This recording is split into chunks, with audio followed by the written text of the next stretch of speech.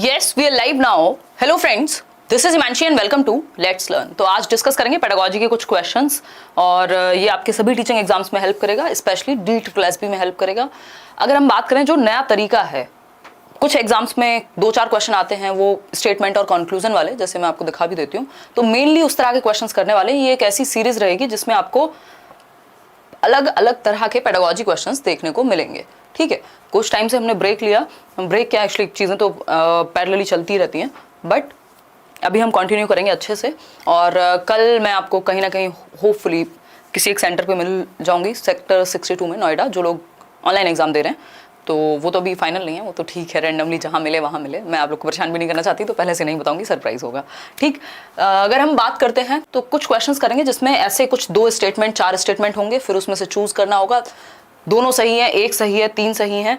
ये सारी इस तरह के क्वेश्चंस मेनली रहने वाले हैं। बाकी टीचिंग एग्जाम्स के लिए भी ये हेल्पफुल है, क्योंकि जरूरी नहीं है कि जब आपके टीचिंग एग्जाम में इस तरह के क्वेश्चन भरमार में आने लगे तब आप, क्योंकि सीटेट में भी इस तरह के क्वेश्चन आए हैं इस बार, तो जरूरी है कि बाकी लोग भी इसको देखें। अगर हम बात करें DSSB की, तो इस बार बहुत ही मतलब इस बार क्या, DSSB अपने आप में वैसे ही अनप्रिडिक्टेबल है, हर साल का कुछ ना कुछ वो नया रखते ही हैं। तो इस बार भी सेम सीन वही है, कुछ तो एकदम रैंडम क्वेश्चंस आ रहे हैं। आज मेरी एक बात हो रही थी एक लर्नर से, तो वो कह रही थी कि जेल पेन क्या है, इस पे क्वेश्चन पूछा हुआ है, सूफी क्या है, सॉन्ग है, भजन है, क्या है, उस पे पूछा हुआ है ना। और ऐसे रैंडम क्वेश्चंस आ रहे हैं। तो इस केस में मुझे लगता है कि जो आपने तैयारी की है वो तो बहुत बढ़िया है कि आपने तैयारी की है, बहुत अच्छी बात है। वो बेसिक तैयारी सबको करनी ही पड़ेगी। जो कॉमन टॉपिक्स हैं, जो प्याजे, वाइगॉस्की, कोलबर्ग हम पढ़ते हैं, उनसे भी क्वेश्चन आ रहे हैं, बट अच्छे खासे क्वेश्चन आ रहे हैं। लेकिन मुझे लगता है एक तो अटेम्प्ट हमारा 100% के आसपास रहना चाहिए, मतलब जितना हो सके उतना पेपर हम अटेम्प्ट करें, क्योंकि अब वो केस है ही नहीं कि आप वो क्वेश्चंस अटेम्प्ट करेंगे जो आपको आते हैं, क्योंकि क्वेश्चंस का नेचर डिफरेंट है। 20 क्वेश्चन के सेट में हो सकता है आपको पेडागोजी नॉर्मल वाली मिल जाए, चाइल्ड डेवलपमेंट वाली। नेक्स्ट सेट में अगर हम बात करते हैं CD मिल गया मान लो, नेक्स्ट सेट आ गया इतना रैंडम आ गया, कहीं 4 क्वेश्चन इंग्लिश के आ गए, 4 हिंदी के आ गए, कोई GK के भी आ गए, मैथ्स के भी आ गए, मतलब पता ही नहीं है कि कहाँ से क्वेश्चन कहाँ पे आ जाए। कहीं NIOS से दे दिए 2-4 क्वेश्चन। तो अब आप ऐसा तो नहीं कर सकते कि आप अचानक से सब कुछ पढ़ना शुरू कर देंगे, है ना। अब आप अपनी कॉमन सेंस का इस्तेमाल करेंगे और क्वेश्चंस को अटेम्प्ट जरूर करके आएंगे, क्योंकि अगर नहीं करेंगे तब ज्यादा दिक्कत है। प्रोबेबिलिटी वैसे भी बन जाती है, अगर आप थोड़ा सा कॉमन सेंस से भी करते हैं तो प्रोबेबिलिटी बढ़ती है क्वेश्चन सही होने की। तो जितना मैक्सिमम अटेम्प्ट हो सके उतना कीजिए एक तो। और दूसरा, जो आपका पहले से आपको आता है, यानी चाइल्ड डेवलपमेंट है या कुछ जो इस तरह के स्टेटमेंट वाले प्रीवियस ईयर क्वेश्चंस हैं, उनको तो जरूर करिए ही करिए। ठीक है, तो ये मेरी सलाह रहेगी। बाकी तो आप अपनी समझ से चीजें कर ही रहे हैं। ठीक है, थोड़ा सा प्लान करके जाने की जरूरत है। राइट, फर्स्ट पार्ट ठीक आ रहा है, लेकिन सेकंड पार्ट में थोड़े से पंगे हैं। DSSB ऐसा करता भी है। ठीक, चलिए आते हैं फटाफट से। मीटअप है 27 मार्च को, संडे को। अभी डेली क्लास आपकी शुरू हो गई है। ये एग्जाम्स खत्म भी होंगे DSSB के तब भी हम पेडागोजी के क्वेश्चंस करते रहेंगे। कभी 1 लाइनर करेंगे, कभी कोई टॉपिक करेंगे, बट वीक में एटलीस्ट 4-5 दिन जो मंडे टू फ्राइडे का आपका है, वो क्लासेस आपकी 9:30 चलेंगी लेट्स लर्न पे। ठीक, अगर हम बात करते हैं दिल्ली मीटअप की, तो 27 मार्च संडे को 12 से 3 के बीच में आपका टाइम है। आदर्श नगर मेट्रो स्टेशन के पास करियरविल की बिल्डिंग है। ये मैं टेलीग्राम पे शेयर कर चुकी हूँ, आप लोग बिल्कुल आमंत्रित हैं। सीटेट में आप लोगों ने बहुत अच्छा किया है ना। चलिए आते हैं फटाफट से। तो ये फर्स्ट सेशन है, इस सीरीज को कंटिन्यू रखेंगे एटलीस्ट कुछ टाइम तक। चलिए लाइक शेयर सब्सक्राइब कर दीजिएगा, अगर सेशन पसंद आए, हेल्प करेगा ही करेगा, है ना। बाकी PDF जो है इस सेशन की, वो let's learn square Telegram channel पे मिल जाएगी, या ये सारे लिंक्स भी आपको डिस्क्रिप्शन बॉक्स में मिल जाएंगे। ठीक, पेडागोजी स्पेशल बैच में अभी भी अगर किसी को एडमिशन लेना हो तो 31 मार्च तक ही है, फिर उसके बाद बंद हो जाएंगे एडमिशन्स। और इसके साथ एक और चीज़ मुझे याद आई, आपका सीटेट का बैच भी आ गया है। तो जो लोग, जिसमें ऑनलाइन मॉक टेस्ट भी हैं इस बार, और ऑफलाइन भी कुछ 8 दिन की क्लासेस हैं जो पेपर के आने से पहले होंगी, और भी कुछ चीज़ें जो मैं लास्ट में बताऊंगी। एडमिशन्स जो है वो स्टार्ट हो गए हैं, आप करियरविल ऐप पे जा करके बैच ले सकते हैं, अभी डिस्काउंट पे भी है 31 मार्च तक। ठीक है, सीटेट पेपर 1, 2 जो भी है। चलिए क्वेश्चंस पे आते हैं फटाफट से। कुछ 20 क्वेश्चंस करेंगे, क्योंकि डिस्कशन प्रॉपर करेंगे तो टाइम लगता है। पहला क्वेश्चन है आपके सामने, पोल में आंसर कीजिएगा। Equality as a goal, strategies adopted for it has focused on which of the following. यानी अगर हम बात करते हैं किसकी, इक्वालिटी एज अ गोल की, यानी हम समानता को एक उद्देश्य के रूप में अगर टारगेट करते हैं तो कैसे फुलफिल होगा, ये आप बताएंगे देख करके, बाकी के ऑप्शंस पढ़ करके। अब एक और चीज जो टिप कह लीजिए, इस तरह के जो क्वेश्चंस है ना, यहाँ पे कई बार ऐसी प्रोबेबिलिटी बनेगी कि चीजें सही होंगी, वैसे भी सही होंगी, बट एग्जामिनर आंसर कोई और दे सकता है, क्योंकि आप 100% तो पेडागोजी में किसी चीज को काट ही नहीं सकते। तो उस केस में फिर अपनी समझ के अनुसार उत्तर लगाना है। देखिएगा एक बार, फटाफट से देखिए। चले, ए आंसर कर रहे हैं कई लोग, ओनली 2। देखिए समझते हैं, जो कि गलत है आंसर। ए इसका उत्तर नहीं है। 37% लोग जो है ये कह रहे हैं। क्वेश्चन पढ़ लेते हैं एक बार फिर से। Equality as a goal, strategies adopted for it has focused on which of the following. अगर आप इक्वालिटी लाना चाहते हैं, गोल आपका इक्वालिटी है, तो किस चीज पे फोकस होना चाहिए, ये पूछा है हमसे। देखिए थोड़ा सा ध्यान से समझने की कोशिश कीजिए, आ जाएगा समझ। अगर हम बात करते हैं इक्वालिटी एज अ गोल की, दोनों बातें सही हैं। गलती कहाँ लग रही है भाई? दोनों बातें सही हैं, गलत है क्या? अगर हम बात कर रहे हैं इक्वालिटी एज अ गोल की, तो हम कह सकते हैं neutralising text of any gendered reference, यानी किसी भी लिंग संबंधित संदर्भ के ग्रंथों को न्यूट्रलाइज करना, तटस्थ करना, बेअसर करना, मतलब जेंडर न्यूट्रलिटी लाना। आप किसी भी तरफ झुके हुए नहीं है, बैलेंस में है ना। जेंडर न्यूट्रल लैंग्वेज की हम बात करते हैं ना, कि कैमरा मैन की जगह कैमरा पर्सन यूज करो। मतलब आपका जो टेक्स्ट हैं, जो भी आप पढ़ा रहे हैं, उसमें भाषा ऐसी नहीं होनी चाहिए जो किसी एक जेंडर के प्रति झुकी हुई हो, अगर आप इक्वालिटी लाना चाहते हैं। बात तो ठीक है, क्या दिक्कत है ना। फिर आती है सेकेंड बात, sensitive portrayal of discrimination that girls और विमेन फेस। ये बात भी सही है कि हम अपने सिलेबस में, करिकुलम में या दुनिया में चीजों को इस तरह से दिखाएं, संवेदनशील भाव से दिखाएं, कि जो संवेदनशीलता हो डिस्क्रिमिनेशन के प्रति, महिलाओं के प्रति जो भेदभाव है उसके प्रति हम संवेदनशील होकर के बात करें, मजाक उड़ा करके नहीं। ठीक, तो 1 और 2 दोनों ही बातें सही हैं, यानी both 1 and 2 is the right answer. ठीक, हम ये नहीं कह सकते सिर्फ 2 ठीक है या सिर्फ 1 ठीक है, दूसरा गलत नहीं है ना। जब गलत नहीं है तो कैसे आप गलत ठहराएंगे? ठीक, तो D option is the right answer, ना कि ए। आगे बढ़ेंगे नेक्स्ट क्वेश्चन पे। नेक्स्ट क्वेश्चन क्या है? क्वेश्चन नंबर 2 देखिए एक बार। बाकी जिनका भी एग्जाम हुआ हो वो नीचे अपने व्यूज दे सकते हैं। Gender has primarily been viewed, यानी लिंग को कैसे देखा गया है मुख्य रूप से। आंसर कीजिएगा पोल में। राइट, लाइक शेयर भी करते रहिएगा खुशी खुशी। बहुत टाइम बाद ऐसे शुरू कर रहे हैं लाइव सेशन, अब 9:30 डेली मिलेंगे। बताइएगा फटाफट। अगर आप आज की डेट में ये चाहते हैं कि कोई आपको 100% क्वेश्चंस करा देगा और वो D2+B में आ जाएंगे, ऐसा है ही नहीं, है ना। वो पॉसिबिलिटी ही खत्म हो चुकी है। बताइए फटाफट से। बहुत बढ़िया। तो अगर हम बात करें, बी कह रहे हैं कई लोग, समझते हैं। देखो, as concerning only girls and women a biological category, ऐसा माना गया है कि जेंडर मतलब वुमेन को या महिलाओं के ही कंसर्न में है, मतलब बायोलॉजिकल कैटेगरी है कि भाई उनको कुछ बायोलॉजिकल ड्यूटीज हैं जो निभानी है, कह सकते हैं। As an isolated category not related to other issues, हाँ, इसको अदर इशूज से जोड़ा ही नहीं गया कि इनइक्वालिटी हो रही है या फिर एजुकेशन का मौका नहीं मिल रहा या भेदभाव हो रहा है लोगों के प्रति, उस चीज की तरह देखा ही नहीं गया, बस जेंडर को एक अलग कॉन्सेप्ट बना दिया गया। ये बात भी ठीक है। In terms of provision of equal facilities, ये भी एक मुद्दा रहा है जेंडर के बारे में। तो क्या कहेंगे, तीनों बातें सही हैं। और इस तरह के जो क्वेश्चंस होते हैं ना, वहां मैं हमेशा से ये बोला है, ऑल ऑफ द अबव वाला जो फंडा है ना, वो बहुत हद तक काम कर जाता है। यदि आप कंफ्यूज हैं तो आप, या फिर आपको श्योरिटी नहीं है, अगर श्योरिटी है तो फिर लगा दीजिए, अगर कंफ्यूजन है तो फिर बोथ की तरफ जाने की कोशिश कीजिए। 1, 2 और 3 तीनों सही है। ठीक, अगर हम इसमें कहें कि 1 और 2 सही है, 2nd और 3rd सही है, बिल्कुल सही है, लेकिन बेस्ट ऑप्शन जिससे नंबर मिल पाए। ठीक है, आगे बढ़ेंगे नेक्स्ट क्वेश्चन की तरफ। नेक्स्ट क्वेश्चन क्या है हमारा? क्वेश्चन नंबर है 3। पढ़िएगा एक बार, क्वेश्चन नंबर 3 पढ़ेंगे। देखिए क्वेश्चन नंबर 3 क्या कहता है, which of the following is or are principles of growth and development, यानी कौन से जो हैं वो प्रिंसिपल्स हैं, सिद्धांत हैं वृद्धि और विकास के। फटाफट से बताइए। पहला ऑप्शन है आपका, development never follows a pattern, यानी डेवलपमेंट का कोई पैटर्न नहीं होता। ये तो हमने जब 7-8 दिन की ऑफलाइन क्लास हुई थी, 3-3 घंटे की क्लासेस आपको मिली थी, वहां पे भी डिस्कस किया है भाई डेवलपमेंट का एक पैटर्न है। या किसी कोई भी मैराथन सेशन अगर आपने पेडागोजी का देखा होगा, डेवलपमेंट हमेशा सीक्वेंस में और पैटर्न में चलेगा। ठीक है, ऐसा नहीं है कि एक पैटर्न नहीं होता, तो ये तो हट गया। Principle of individual differences, yes, व्यक्तिगत विभिन्नता होती है।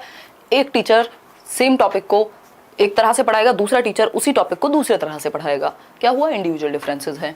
ठीक, प्रिंसिपल ऑफ इंटीग्रेशन, कि हमारी बॉडी के जितने भी हिस्से हैं, पार्ट्स हैं, वो एक साथ मिलकर एक सिंगल यूनिट के रूप में काम करते हैं। जब हम साइकिल चला रहे हैं, जब हम फुटबॉल खेल रहे हैं, तो एक यूनिटी में काम हो रहा है। Development proceeds from general to specific, यानी सामान्य क्रियाओं से विशिष्ट की तरफ हम जाते हैं। सामान्य क्रियाओं से विशिष्ट की तरफ कैसे जाएंगे भाई हम, कि बच्चा पहले रोएगा भी तो पूरी बॉडी का इस्तेमाल करेगा, आप उसको कुछ पकड़ने को कहोगे तो पूरी बॉडी का इस्तेमाल करेगा, फिर वो धीरे धीरे स्पेसिफिक हो जाते हैं उसके एक्शंस, राइट। तो सेकंड, थर्ड और फोर्थ ये बात सही है, फर्स्ट गलत है। सेकंड, थर्ड और फोर्थ कहाँ है हमारे, ए ऑप्शन में ही है। होपफुली आप लोग आंसर भी सही दे रहे होंगे। यस, 56% आंसर्स ही इसमें सही है।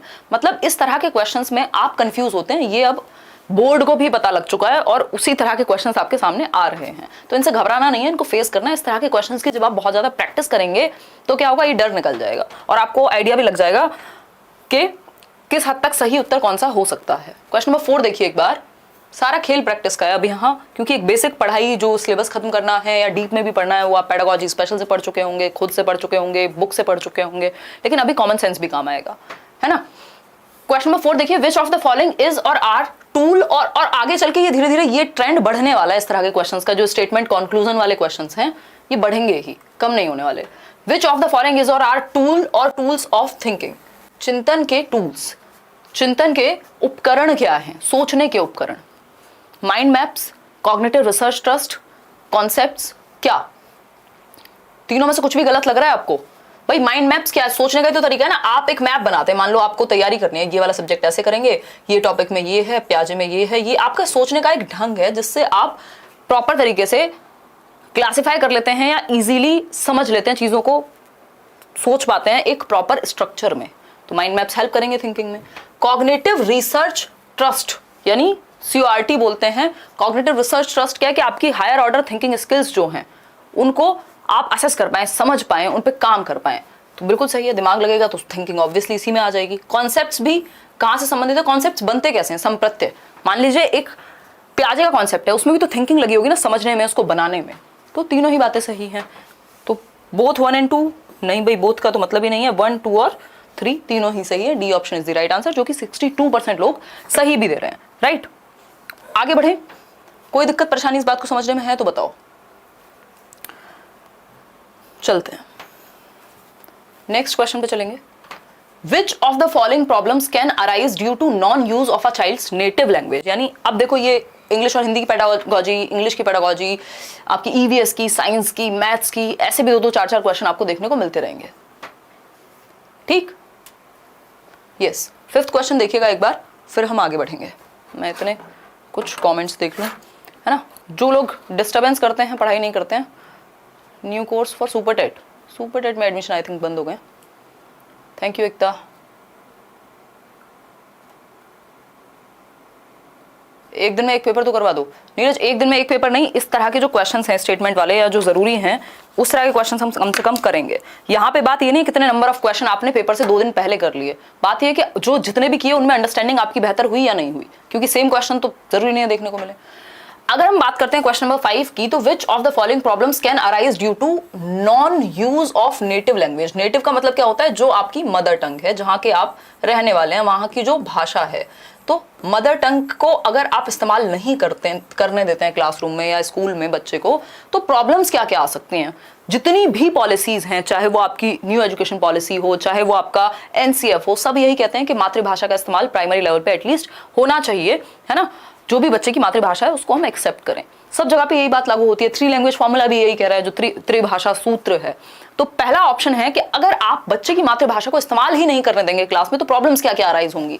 तो पहली प्रॉब्लम होगी एलिनेशन की, यानी अलगाव की। बच्चा क्या है, कनेक्टेड फील नहीं कर पाएगा, वो अलग थलग हो जाएगा, विड्रॉल वाले सिम्टम्स उसमें आ जाएंगे, ठीक।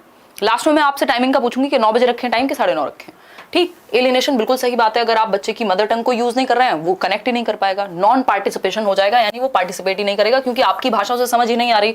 घर पे बोली जाती थी हिंदी, स्कूल में बोली जाती है इंग्लिश, और आपकी भाषा ना उसे समझ में आती है ठीक से, और वो कॉन्फिडेंट भी फील नहीं करता अपनी बात को एक्सप्रेस करने में, तो वो पार्टिसिपेट ही नहीं करेगा, वो हाथ ही नहीं उठाएगा क्वेश्चन पे जब क्लास में कुछ पूछा जाएगा या उससे बात करने की कोशिश होगी।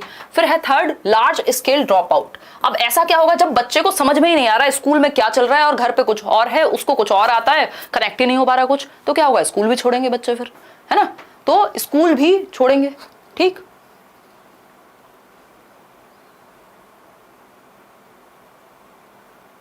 चलिए ठीक है जी, तो फर्स्ट, सेकंड और थर्ड तीनों ही बातें सही हैं, A option is the right answer. Clear है बात? कोई दिक्कत परेशानी इस बात को समझने में? दे भी रहे हैं आप लोग। चलिए आगे बढ़ते हैं नेक्स्ट क्वेश्चन की तरफ। नेक्स्ट क्वेश्चन क्या है हमारा? क्वेश्चन नंबर 6 देखिएगा। ये बेसिक सा क्वेश्चन है, कुछ क्वेश्चन ऐसे भी आ रहे हैं, ऐसा नहीं है कि सारे क्वेश्चन मुश्किल ही आ रहे हैं। The operant model was related to which of the following, यानी जो संक्रियात्मक मॉडल कह लीजिए या ऑपरेंट कह लीजिए आप इसको, वो किसके द्वारा दिया गया? हिंदी में थोड़ी बहुत गड़बड़ हो सकती है, वो ट्रांसलेशन इश्यूज होते हैं, देखिए एक बार, बट थोड़ी बहुत ही होगी अगर होगी तो। 9:30 इज राइट ना? चलिए बहुत बढ़िया। आप तैयारी ये शुरू कर दीजिए, अगर आप आगे भी एग्जाम की किसी भी तैयारी कर रहे हैं तो ये क्वेश्चन आपको फॉर श्योर हेल्प करेंगे। बताइए एक बार, फटाफट से बताइए। बी, जीन पे आ जाए, ऑपरेंट मॉडल की बात हो रही है, सिर्फ हिंदी मत पढ़ो, इंग्लिश भी पढ़ लो। D option is the right answer, B F Skinner is the right answer. Operant model, operant, conditioning को याद कर लो, ऑपरेंट, यहां संक्रियात्मक पे मत जाओ, ठीक है? हिंदी में हो सकता है ये संक्रियात्मक दिया हो सकता है कोई और नाम दिया हो, हिंदी में कई नाम होते हैं एक टर्म के, ठीक है जी। आगे बढ़ेंगे नेक्स्ट क्वेश्चन पे। नेक्स्ट क्वेश्चन है हमारा question number 7। Which of the following is a role that a teacher has to play? भाई कौन सा रोल है जो एक टीचर को प्ले करना चाहिए क्लासरूम के अंदर? फास्ट देते हैं पोल, भाई थोड़ा मौका दो उनको। इंटरैक्टिव रोल प्ले करना चाहिए, पर्सपेक्टिव रोल प्ले करना चाहिए, या फिर अगर हम बात करें दोनों को, बताइए एक बार। Neither 1 nor 2, both 1 and 2, only 2 या ओनली 1? अब देखो इस तरह के क्वेश्चन में रिस्क बन जाता है, कई बार आपके साथ ऐसा हो सकता है, कुछ क्वेश्चंस में प्रोबेबिलिटी होगी कि आप अपनी समझ से बेस्ट आंसर लगा रहे हैं बट वो गलत हो जाए एज पर बोर्ड, ठीक है?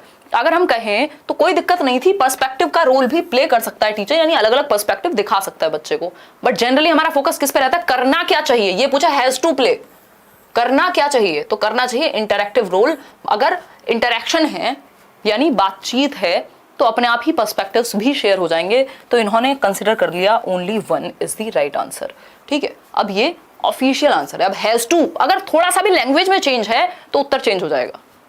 इसमें बोथ आंसर नहीं था, तो ऐसी प्रोबेबिलिटी बनेगी कई बार जब आप अपनी तरफ से सोच समझ के सही उत्तर दे रहे होंगे, बट गलती होगी तो उतनी प्रोबेबिलिटी छोड़ देनी है 2, 4, 5 क्वेश्चन की कि गलत हो सकते हैं, क्योंकि इस तरह के क्वेश्चंस में आप 100% प्रोबेबिलिटी नहीं लगा सकते, ठीक? पीडीएफ मिल जाएगी टेलीग्राम चैनल पे, लेट्स लर्न स्क्वायर। आगे बढ़ेंगे, only 1 is the right answer over here, क्योंकि इंटरैक्टिव अगर है तो पर्सपेक्टिव अपने आप हो जाएगा। फिर है question number 8, what are the various tasks that listeners complete while listening? यानी वो कौन से विभिन्न कार्य होते हैं जिन्हें श्रोता सुनते समय पूरा करते हैं? मतलब कौन से टास्क लिसनर्स कंप्लीट करते हैं, मतलब जब वो सुन रहे होते हैं तो कौन से टास्क करते हैं? कोई भी, अगर मान लीजिए आप ही अभी सुन रहे हैं तो कौन से टास्क आप फुलफिल कर रहे हैं, ये पूछा है हमसे।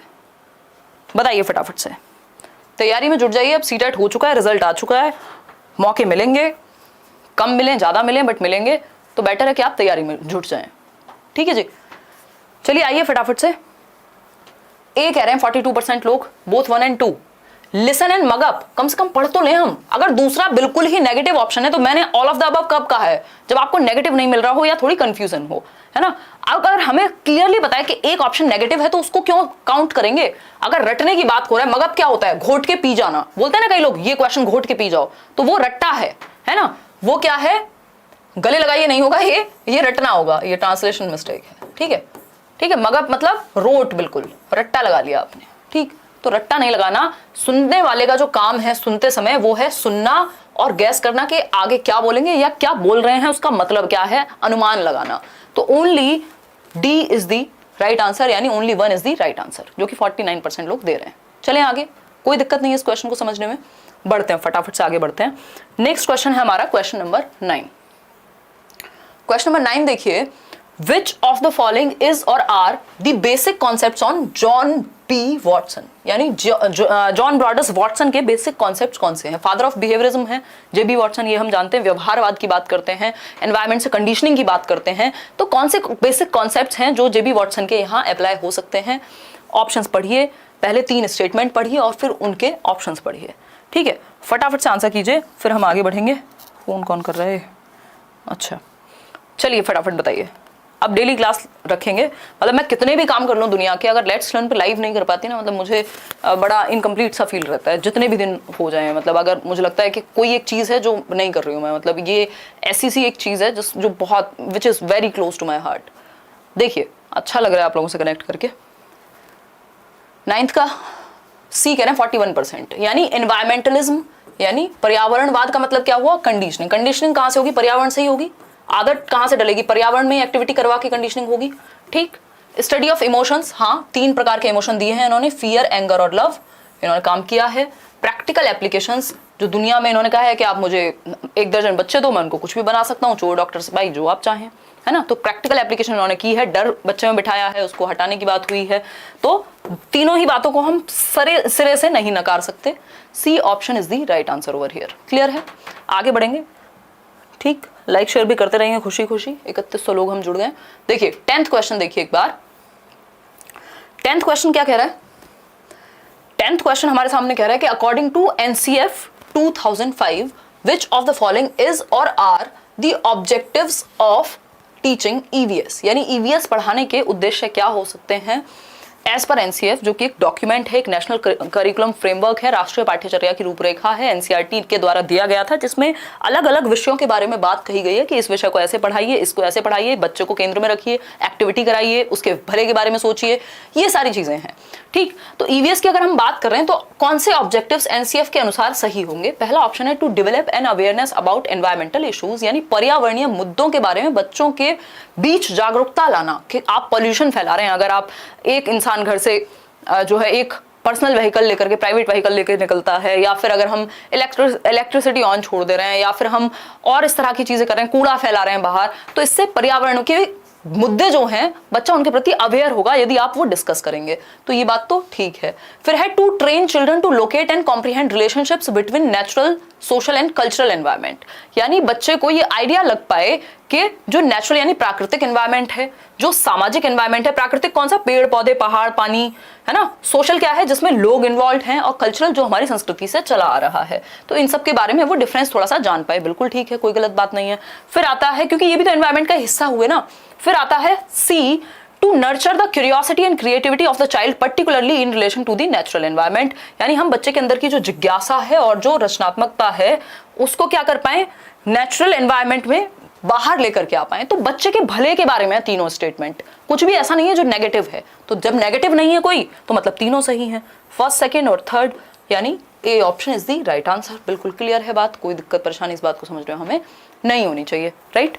आगे बढ़ेंगे नेक्स्ट क्वेश्चन पे। क्वेश्चन नंबर 11 देखिए एक बार। Which of the following criteria are met by the Kohlberg's stages of moral development, यानी कोहलबर्ग की जो मॉरल डेवलपमेंट की स्टेजेस हैं, कौन सा क्राइटेरिया मैट होता है उनके अनुसार, यानी कोहलबर्ग की थियोरी के अनुसार कौन सी एक बात सही है? सिंपल शब्दों में यही कहा गया है। ठीक है, अगर हम बात करते हैं तो कह सकते हैं स्ट्रक्चर्ड होल्स, यानी एक स्ट्रक्चर बनाया गया है एज अ होल। अब डायरेक्टली तो बात ऐसी नहीं होती है कोहलबर्ग की थियोरी में, अगर इस वर्ड को हम देखें तो ये कहीं गेस्टाल्ट में जाके फिट होगा, बट हम कह सकते हैं कि ऑप्शन में है और हमें उत्तर उसके अनुसार लगाना है। ठीक, क्वालिटेटिव डिफरेंसेस, यानी गुणात्मकता में अंतर होता है सोच में, बिल्कुल सही बात है। फिर आएगा इनवेरिएंट सीक्वेंस, यानी सीक्वेंस को आप नहीं बदल सकते, जो 6 स्टेजेस हैं वो अपने सीक्वेंस में रहेंगी। बिल्कुल बात सही है, ये दोनों 100% सही है। दोनों का ऑप्शन कहाँ है हमारे पास? सेकंड और थर्ड का ऑप्शन यहाँ है, लेकिन हमारे पास फर्स्ट, सेकंड और थर्ड का भी ऑप्शन है, जो कि हमें जिसमें फर्स्ट है गलत नजर आ रहा है, हमें कोई अच्छा ऑप्शन नजर नहीं आ रहा गलत, है ना। अब पता नहीं इन्होंने क्या सोच करके इसको ऑफिशियल आंसर बनाया था कि इन्होंने कहा कि फर्स्ट, सेकंड और थर्ड तीनों को काउंट करेंगे हम, तो है ना, जो कि आंसर इसका होना चाहिए था सिर्फ सेकंड और थर्ड, बट बोर्ड ने माना कि भाई फर्स्ट, सेकंड और थर्ड तीनों ही सही हैं, तीनों सही हैं तो तीनों मानने पड़ेंगे। ठीक, स्ट्रक्चर्ड होल्स को अब इन्होंने किस सेंस में देखा है कि आप स्ट्रक्चर्ड वे में एनालिसिस किया, कोहलबर्ग ने क्या कहना चाह रहे हैं कुछ नहीं पता किसी को भी, क्योंकि अगर इस सेंस में देखें तो ये गेस्टाल्ट की तरफ जाता है। तो मेरे अनुसार इसका आंसर सेकंड, थर्ड होना चाहिए था, लेकिन आंसर इन्होंने फर्स्ट, सेकंड और थर्ड दिया है, तो कुछ क्वेश्चन में रिस्क रहेगा, इस बात में कोई भी दो राय नहीं है। आगे बढ़ेंगे नेक्स्ट क्वेश्चन की तरफ। नेक्स्ट क्वेश्चन क्या है हमारा? क्वेश्चन नंबर है 12।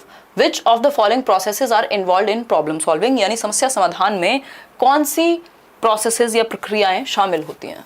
समस्या समाधान में कौन सी प्रक्रियाएं शामिल होती हैं ये पूछा है। कंपेयर करना, इन्फरिंग, कंपेयर करना मतलब तुलना करना दो चीज़ों के बीच में कि ये सॉल्यूशन बेटर है या ये बेटर है, इसको ऐसे सॉल्व करूं या ऐसे सॉल्व करूं।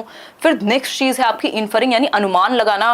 फिर है classification of objects and data, यानी आप ऑब्जेक्ट्स और डेटा को क्लासीफाई कर पाएं, आप विभाजित कर पाएं कि जो भी आपके पास डेटा है उसको अलग अलग कैटेगरी में बांट पाएं यूजिंग ट्रायल एंड एरर। अगर एक तरीका काम नहीं किया दूसरा काम नहीं किया तीसरा, गलतियों से सीखा ट्रायल एंड एरर। तो प्रॉब्लम सॉल्विंग में ये सभी चीज़ें इन्वॉल्व होती हैं, यानी समस्या समाधान में हम चारों ही तरीकों का इस्तेमाल प्यार से कर सकते हैं। ऐसा ऑप्शन हमारे पास है B option, first, second and third, fourth. B option is the right answer. कल जितने भी लोगों का एग्जाम है D2+B का, मिलते हैं नोएडा सेक्टर 62। अभी जगह डिसाइडेड नहीं है, बट 62 के किसी सेंटर पे मिलेंगे दोपहर में। चलिए आगे बढ़ते हैं। क्वेश्चन नंबर 13, ये एक सरप्राइज होगा इसलिए अभी ज़्यादा प्लानिंग नहीं है, और संडे को तो हम मिल ही रहे हैं। इन डिफरेंट लैंग्वेजेस, यानी अलग अलग भाषाओं में, the number of consonants very from 8 to 10 to what, यानी कॉन्सोनेंट्स की बात हो रही है, व्यंजन की बात हो रही है, तो कितने नंबर ऑफ व्यंजन होते हैं, व्यंजनों की संख्या कितनी होती है विभिन्न भाषाओं में, 8-10 से लेकर के कितने तक व्यंजन की संख्या मिलेगी अलग अलग भाषाओं में। यानी मान लीजिए इंग्लिश की हम बात करें तो हमें पता है 5 वॉवेल हैं, ठीक, बाकी के 21 हमारे कॉन्सोनेंट हैं। तो उस तरह से अगर हम देखें 8-10 से लेकर के कॉन्सोनेंट की संख्या कितने तक हो सकती है अलग अलग भाषाओं में, तो ये एक जेनरिक क्वेश्चन है जो आपके सामने प्रस्तुत कर दिया गया है, इसीलिए मैंने इसको शामिल किया है कि थोड़ा सा डिफरेंट क्वेश्चन आपको पता होने चाहिए। इस तरह के जेनरिक क्वेश्चंस भी कुछ भी पूछा जा सकता है, ठीक है। अगर हम देखते हैं इस सेंस में तो आंसर होगा इसका ए ऑप्शन, जो कि 55% लोग दे भी रहे हैं, 40 से 50, 8-10 से लेकर के 40 से 50 तक कॉन्सोनेंट आपके व्यंजन पाए जा सकते हैं। इंग्लिश की बात नहीं हो रही है, ओवरऑल डिफरेंट लैंग्वेजेस की बात हो रही है। आगे बढ़ेंगे नेक्स्ट क्वेश्चन पे। नेक्स्ट क्वेश्चन क्या है देखिए एक बार, क्वेश्चन नंबर 14।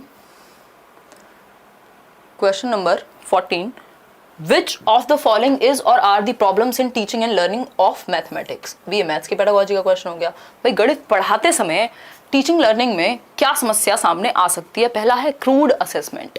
क्रूड असेसमेंट क्या होता है उस पर चर्चा बाद में करेंगे, पहले आप उत्तर दीजिए।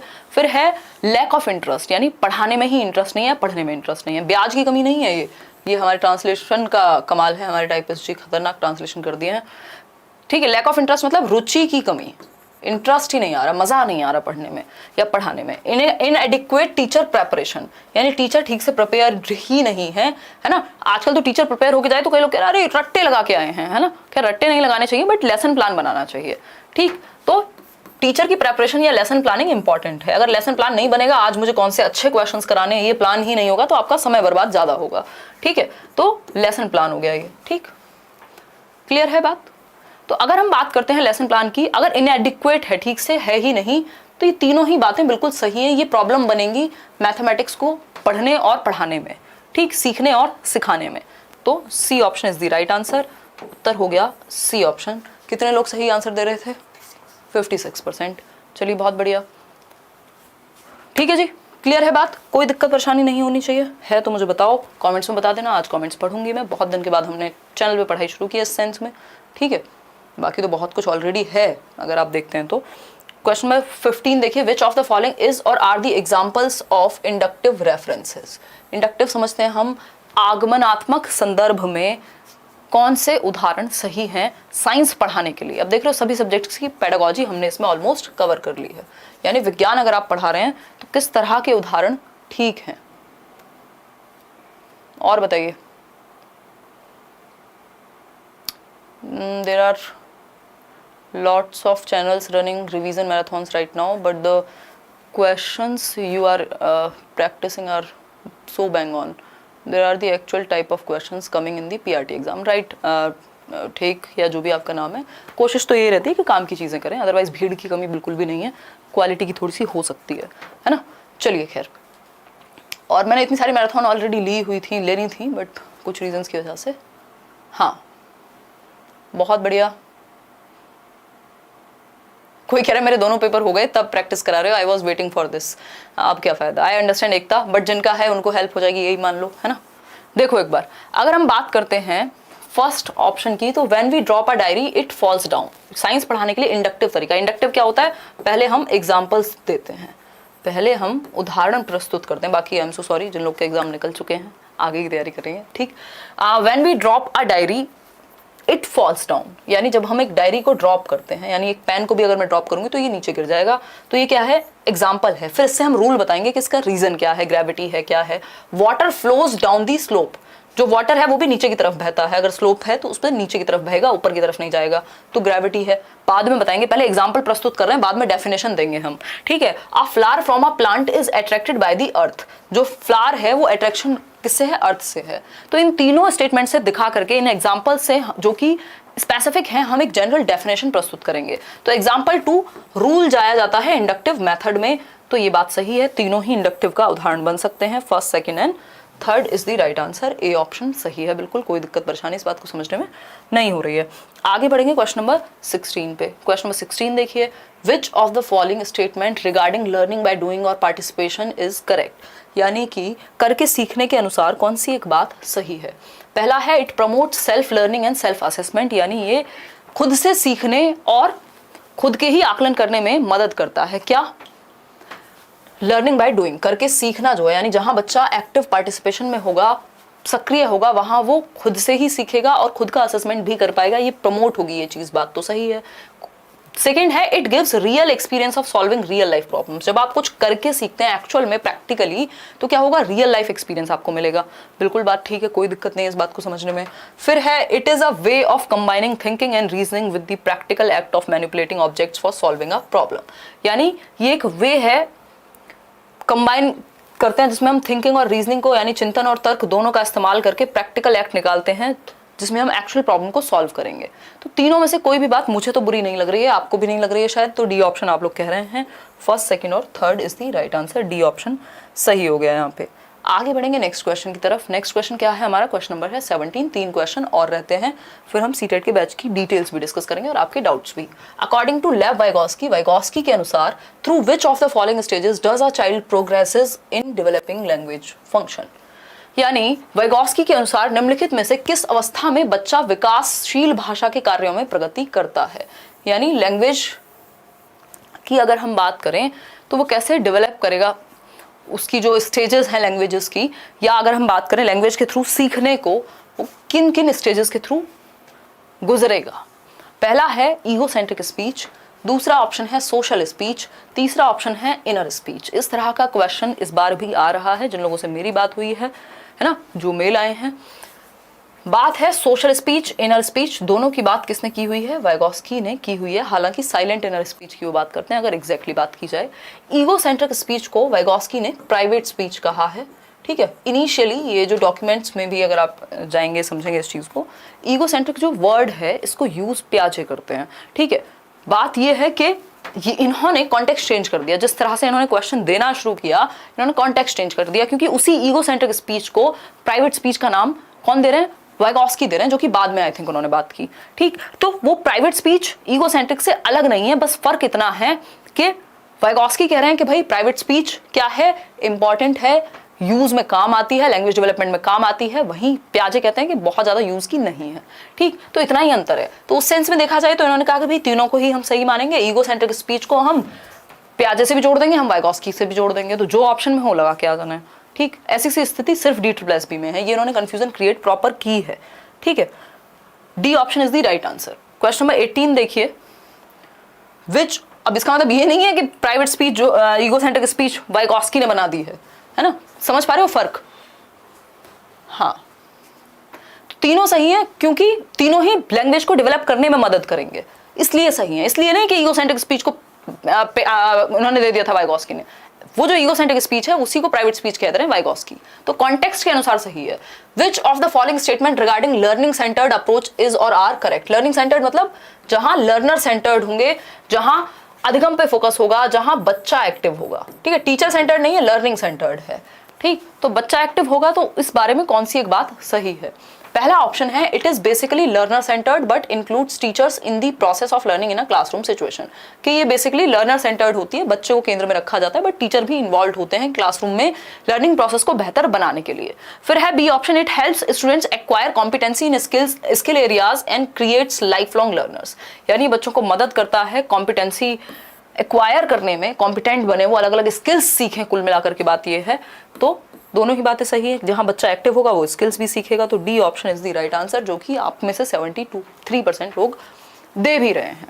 आगे बढ़ेंगे फटाफट से, चलिए चलते हैं नेक्स्ट क्वेश्चन पे। सेकंड लास्ट क्वेश्चन हमारे सामने सेकेंड लास्ट क्वेश्चन है हमारा 19th question, the process of striking a balance between accommodation and assimilation, यानी समायोजन एवं आत्मसातीकरण के बीच में जो बैलेंस स्ट्राइक करना है, जो क्या करना है, बैलेंस यानी संतुलन बनाना है, वो क्या कहलाता है, and is very important in Piaget's theory of cognitive development, जो पियाजे ने अपनी थियरी में कहा है। बताइए एक बार फटाफट से। इक्विलिब्रेशन कहेंगे या अडेप्टेशन कहेंगे? हमें पता है इक्विलिब्रेशन बैलेंस क्रिएट करने की सिचुएशन है, ठीक है। अगर हम बात करें तो बैलेंस क्रिएट करने की जो सिचुएशन है इक्विलिब्रेशन है। आपका जो होता है डिसइक्विलिब्रियम वो इम्बैलेंस कहलाएगा, ठीक। अडेप्टेशन तो जस्ट हिस्सा है इसका, ठीक, हिस्सा है इसका, ये कह सकते हैं। वो अडेप्ट करके आप इक्विलिब्रियम क्रिएट करो, चाहे वो आप एसिमुलेट करके करो, इक्विलिब्रियम होना चाहिए, यानी दिमाग में जो है और बाहर की दुनिया में जो है वो बैलेंस में होना चाहिए। अगर ये पेन है और आपको भी पता है ये पेन है, दैट मीन्स आप इक्विलिब्रेशन में हैं, आपके दिमाग में बैलेंस है, संतुलन है। अगर आप कह रहे हैं ये पेन नहीं है, ये तो गाय है, ये तो काऊ है, तब वो फिर प्रॉब्लम क्रिएट करेगा, इम्बैलेंस हो जाएगा। तो सिर्फ सेकंड ही यहाँ सही होगा, C option is the right answer. तो हर क्वेश्चन में हमारा ऐसा नहीं हो सकता कि बोथ सही हो जाए, वह कुछ जगह पे क्लियर कट आंसर्स होते हैं, उन्हीं में से एक ये क्वेश्चन है। आगे बढ़ेंगे, क्वेश्चन नंबर 20 देखिए। क्वेश्चन नंबर 20 कहता है which of the following is or are the limitations of using learner centred approach in classroom. Again के लिमिटेशंस क्या है? अभी फायदे पूछे थे, अब लिमिटेशन पूछ रहे हैं। लिमिटेशन समझते ना, परेशानियां क्या क्या हैं लर्नर सेंटर्ड क्लासरूम को यूज करने में, फटाफट से बताइए, फिर आगे बढ़ेंगे। शिवानी कह रही है हेलो एवरीवन। हेलो शिवानी, हम भी आपका स्वागत करते हैं, डेली मिलेंगे रात को। अभी टाइम एक बार डिस्कस कर लेंगे, 9:30 रखेंगे वैसे, बाकी आप लोग जो पोल में बताएंगे, है ना, और कहाँ कल किसका पेपर है उस पर भी चर्चा करेंगे। फटाफट से बताइए। बोथ 1 and 2 ज्यादातर लोग कह रहे हैं, चलो पहले पढ़ तो लें।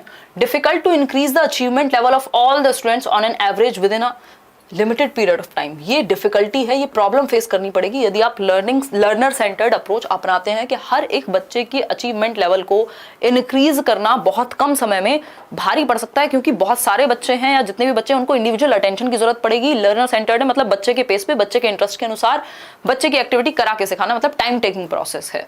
फिर है it requires teachers who are very sensitive to the needs of the students. ऐसे टीचर और ऐसा सिस्टम चाहिए जो बहुत ही एफिशिएंट हो, जहां पे ना रिसोर्सेज की कमी हो ना टाइम की कमी हो, पूरा प्रॉपर प्लान्ड करिकुलम चाहिए। यानी दोनों ही बातें सही हैं, both 1 and 2 is the right answer. D option सही है, बाकी सारे गलत हो गए यहाँ पे, मतलब बाकी सारे गलत की जरूरत ही नहीं पड़ी क्योंकि दोनों सही हैं, तो बाकी अपने आप ही हट जाएंगे। ठीक है, होपफुली आपको ये सेशन पसंद आया होगा। इस तरह के क्वेश्चन पेपर में आ रहे हैं, कुछ टेढ़े मेढ़े क्वेश्चन भी आ रहे हैं जो कुछ लोगों को पेपर इजी लग रहा है। एक जो लर्नर है उनका आई थिंक कैफे है यहाँ जीटीबी नगर, उस दिन मिल गए थे तो कह रहे थे मेरे को तो सीटेट से भी इजी लग रहा है, क्योंकि कुछ लोग होते हैं ना जिनको कॉन्सेप्चुअल क्वेश्चन में ज्यादा दिक्कत होती है कि डायरेक्ट क्वेश्चन आ रहे हैं, तो बहुत ज्यादा घबराना नहीं है, ज्यादा लोगों की बात भी नहीं सुननी है, जो काम की चीज है उस पर ध्यान देना है। ये पीडीएफ में शेयर कर दूंगी लेट्स लर्न स्क्वाड पे। आज जैसे मैंने बताया सूफी क्या है इस पे क्वेश्चन आ गया, जेल पेन क्या है इस पे क्वेश्चन आ गया, तो कुछ तो बिल्कुल जेनरिक रैंडम क्वेश्चन आ रहे हैं, उनके लिए आपको कहीं से प्रिपरेशन नहीं करनी, चुपचाप से जितना आपने पढ़ा है उसको और अच्छे से पढ़ के जाना है, दिमाग खोल के ज्यादा से ज्यादा अटेम्प्ट करने की कोशिश करनी है, कॉमन सेंस का यूज करके, क्योंकि 2020 के चंक में आ रही हैं चीजें। अच्छा, टाइम 9:30 रखे हैं 9, वो आप एक बार पोल में बताइएगा। इसके अलावा सीटेट का बैच करियरविल ऐप पे अभी एडमिशन स्टार्ट है, 31 मार्च तक डिस्काउंट है, आई थिंक कुछ 1700 का बैच है, और जिसमें आपकी ऑफलाइन क्लासेस भी होंगी 8-10 दिन की, जब भी पेपर आने वाला होगा उससे पहले मास्टर क्लासेस आपकी 8-10 दिन तक ऑलमोस्ट फ्री रहेंगी इस बैच के लोगों के लिए। इसके अलावा अगर हम बात करें पेपर 1 पेपर 2, आपके 10 ऑनलाइन मॉक टेस्ट भी मिलेंगे जो आप करियरविल की वेबसाइट पे ही अटेम्प्ट कर पाएंगे ऑनलाइन। प्रीवियस ईयर तो मिलेंगी e book, but 10 mock test online होंगे जो आप अटेम्प्ट कर पाएंगे, ठीक, बैच में ही। इसके अलावा टीचर्स सारे आप देख ही पा रहे हैं, सीडीपी मैं लेती हूँ वहाँ, बाकी अलग अलग सब्जेक्ट टीचर्स आपका कंप्लीट एक बैच होगा, ठीक। पेपर 2 का एक बैच है। इसके अलावा पेपर 1 पेपर 2 दोनों के बैचेस हैं ऑब्वियसली। पेपर 1 and 2 भी एक कंबाइंड बैच है। इसमें जो कुछ डिस्काउंट है आपके जो चलेंगे 31 मार्च तक, ठीक। टारगेट बैच है, ये सारा आपको पूरी पीडीएफ मिल जाएगी, डाउट सेशंस, और आप जो लाइव क्लासेस होती हैं डेली अलग अलग सब्जेक्ट्स के जो टीचर्स हैं वो लेंगे, और वो आप रिकॉर्डेड भी देख सकते हैं, ठीक है। क्लास नोट्स और ये सब तो होगा ही, प्रैक्टिस क्वेश्चन या प्रीवियस ईयर के सेट भी, साथ में मॉक टेस्ट भी ऑनलाइन मोड में, जो कि आप वेबसाइट पे ही दे पाएंगे। फ्री मास्टर क्लास भी होगी जो इस बार हम नहीं दे पाए थे क्योंकि कोरोना की वजह से क्या हो गया था, वो सिटिंग ही अलाउड नहीं थी उस लेवल पे, तो ये एक बात है। जिनको फी स्ट्रक्चर समझ में ना आए, मैं 1 मिनट लेके समझा देती हूँ। जैसे ये कंबाइंड बैच है 3499 का, यानी 3500 का, जिसमें पेपर 1 और पेपर 2 दोनों हैं। ये आपका 3000 इसकी फी होगी, और जो पुराने लर्नर्स हैं आई थिंक उनके लिए भी कुछ ऑफ है, तो वो आप एक बार करियरविल डाउनलोड करके वहाँ देख लीजिएगा, टीचिंग एग्जाम्स में जा करके। जिनको बैच एनरोल करना है, एडमिशन स्टार्ट हो गए हैं। बैच शुरू होगा कब से? 28 तारीख से। 27 को हम मिल रहे हैं, मीटअप की भी बात कर लेते हैं। जो जो याद आ रहा है मैं बताती जा रही हूँ आपको। और पेडागोजी स्पेशल में भी अगर आप जुड़ना चाह रहे हैं तो अभी 31 तक वहाँ पे भी अवेलेबिलिटी है। संडे को हम मिल रहे हैं, पेपर दे के आइए आराम से। All the best. कल मैं मिलती हूँ और इस तरह के क्वेश्चन हम करेंगे, है ना। और कल मैं आपको मिलूंगी एग्जाम सेंटर पे ही, कहीं नोएडा में, ठीक है। चलिए ध्यान रखिए अपना। कोई और बात हो तो आप कमेंट्स में पूछ लीजिएगा, कोई भी क्वेरी हो तो आप पूछ लीजिएगा। Take care, good night. एक बार पोल दिया वो वाला टाइम वाला, क्यों कितना, कौन सा? 9:30 ना, 9:30 रखते हैं, 9:30 रखते हैं, कोई दिक्कत नहीं है, ठीक है। चलिए फिर, टेक केयर, ध्यान रखो अपना। जो भी पेडागोजी की आपकी जनरल समझ है, चाहे वो चाइल्ड डेवलपमेंट है, पेडागोजी है, एजुकेशनल पॉलिसीज हैं, ये सब आपको फिर भी पढ़ना पड़ेगा, चाहे पेपर में क्वेश्चन 100 में से 50 आए, उस तरह के 60 आए, ठीक है, क्योंकि उसको आप इग्नोर नहीं कर सकते। Mail ID himanshi.edu10@gmail.com। चलिए आज के लिए इतना ही रखते हैं, कल मिलते हैं फिर। ध्यान रखो अपना, कोई बात हो तो कमेंट्स में पूछ लेना। Take care, good night.